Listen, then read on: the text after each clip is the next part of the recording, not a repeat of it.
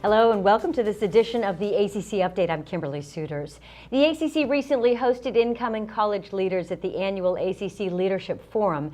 The forum is designed to clarify the charge and expectations of being a member leader. Members of the Board of Trustees, Board of Governors, or one of the many college committees leave with practical tools on how to effectively lead at the college. The common purpose of ACC leadership is to transform cardiovascular care and improve heart health.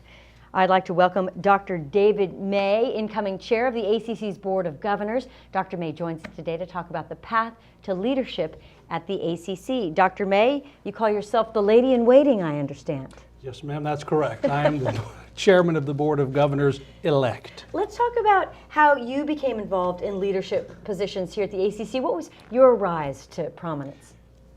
Like most physicians who wind up in leadership positions here, I started off at a state level. I became very involved in my state chapter, which led to my leading the political action committee for the state chapter. I wound up being fairly successful fundraising, which I found I enjoyed quite a bit. And like most things, if you discover that you're good at it, you continue to do so, and I wound up at a national level now participating in the advocacy quite strongly. Most people hate fundraising. What did you like about it? I think it's a challenge.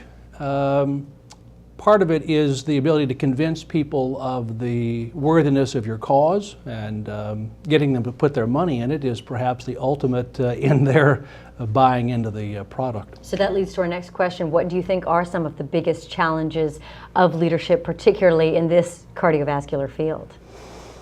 The issues that we are dealing with now, I think, are monumental.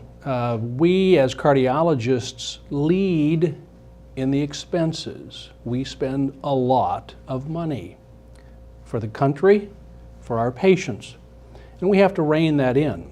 We also have to figure out how in the world are we going to deliver good care, quality care, appropriate care at the right time, and we have to lead that. No one else is going to be able to do that. Isn't there risk in reining in?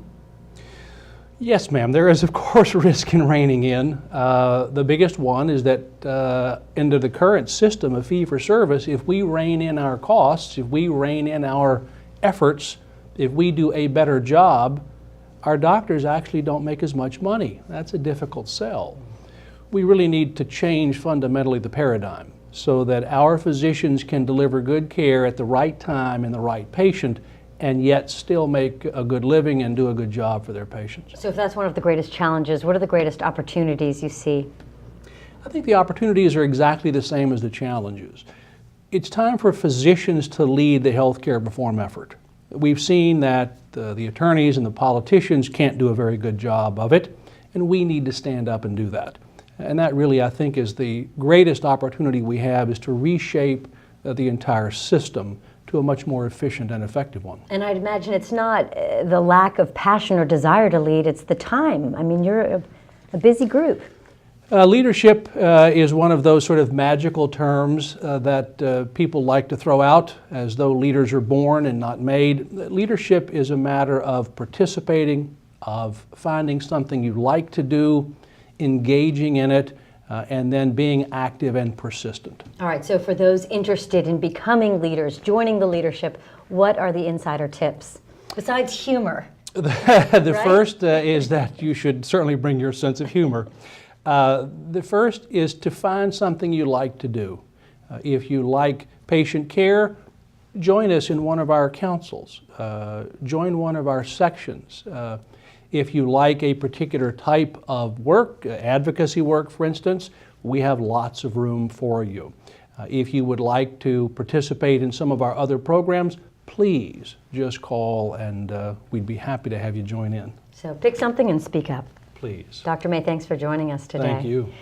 And you can learn more about Dr. May's rise through the ACC ranks and his philosophy as incoming BOG chair by checking out the February issue of Cardiology magazine. It's in print and online at cardiosource.org/cardiology magazine.